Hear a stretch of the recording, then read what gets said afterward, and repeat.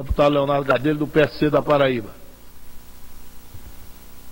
Senhor presidente, nobre colega Amaury Teixeira, senhoras e senhores deputados, com a reeleição do presidente Barack Obama, entrou em voga uma nova expressão, não só servida à sociedade americana, à saciedade, mas em função da importância dos Estados Unidos no contexto global a todo o restante do planeta, que se trata do abismo fiscal.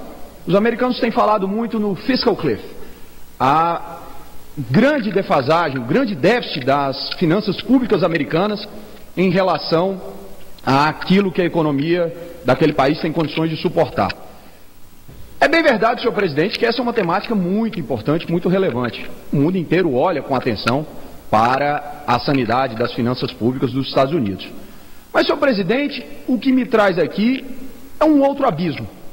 É o abismo vivenciado por milhões e milhões de nordestinos ao longo de sua história. E que se torna ou absorve contornos ainda mais dramáticos com o advento de uma seca como a que estamos vivenciando neste ano de 2012. Sabe, senhor presidente, que o abismo de que estou falando é um abismo de atenção. Os nordestinos se acostumaram a viver à beira do precipício do desinteresse por parte do restante da população brasileira e muito em particular por parte do poder central.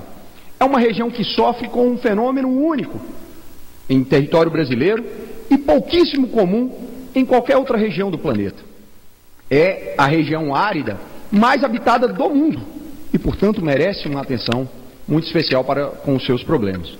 Pois bem, senhor presidente, com o advento de uma seca como essa, as finanças dos nossos entes públicos, estados e municípios, ficam ainda mais combalidas.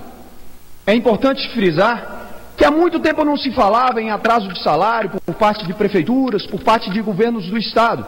E nesse instante, senhor presidente, essa é a tônica do noticiário, pelo menos no meu estado, e quero crer que em outros que compõem a região nordestina. Isso decorre, senhor presidente, de dois fatores. Uma queda brutal de arrecadação, vivenciada pelo Poder Central ao longo do ano de 2012, pelas medidas econômicas extremas adotadas pela presidente Dilma, com as quais, inclusive, eu compartilho. Era necessário dinamizar a economia e um caminho óbvio sempre foi o da desoneração de determinados setores, principalmente os setores que englobam cadeias produtivas muito extensas, como o setor automobilístico, como a linha branca, mas isso se fez notar nos cofres das prefeituras e dos governos dos estados. É, portanto, senhor presidente, necessário se fazer um redimensionamento desse tipo de ação. Repito, do ponto de vista da lógica econômica, a decisão do governo federal foi absolutamente correta. Permitiu que o país continuasse crescendo. Ainda que não estejamos crescendo no ritmo que gostaríamos em 2012, nós teremos sim um ano de incremento. É muito importante não permitir que o país entre em recessão. Mas também é muito importante fazer com que as finanças públicas estejam saneadas, como aliás estão as finanças públicas do Poder Central. E este é um mérito que precisa ser dito dos últimos governos. E eu não tenho nenhuma dificuldade em dizer que esse é um processo em construção que se iniciou com o presidente Fernando Henrique Cardoso, que se intensificou com o presidente Lula e que tem continuidade com a mão firme da presidente Dilma Rousseff. As finanças públicas do Poder Central estão saneadas. Infelizmente não se pode dizer a mesma coisa dos estados e dos municípios. E ainda mais quando se tratar de entes públicos situados na região Nordeste. A situação, Vossa Excelência, que é um representante do interior da Bahia, sabe que é compartilhada no seu estado e que precisa ser enfrentada de maneira global. Há poucos instantes eu falei da possibilidade de nós invertermos a lógica, de nós quebrarmos um paradigma. Numa situação aguda como essa, permitimos que estes entes fiquem imunes de determinadas obrigações para com o Poder Central, para que eles possam dar o atendimento que a sua população precisa e que possam apresentar contas mais robustas para que não possam entregar, por exemplo, para os seus sucessores uma situação complexa. Eu repito, senhor presidente, apresentei essa proposta junto à bancada do Estado da Paraíba e em uníssono, os 12 deputados federais e os 3 senadores da República se propuseram a apresentar o projeto de lei já nos próximos dias para que nós possamos então lutar pela consecução dessa ideia. É necessário, senhor presidente, deixar muito claro que este é um conceito que transcende qualquer tipo de divisão político-ideológica. Prefeitos de todos os matizes, da esquerda, da direita, estão convivendo com a escassez de recursos nesse final de 2012. Governos estaduais, da esquerda e da direita, estão passando pelas mesmas restrições. É, portanto, senhor presidente, um esforço conjunto.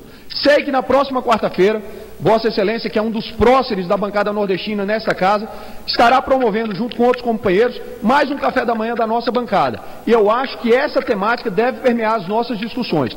Existe, numa ponta, uma preocupação muito grande para com os efeitos da seca prolongada, que infelizmente tendem a adentrar o ano de 2013.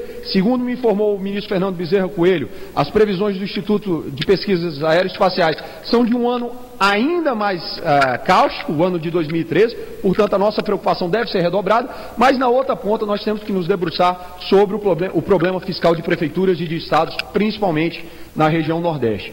O abismo fiscal americano, ele engloba tanto o poder central quanto os estados e as municipalidades, que lá não são entes federados.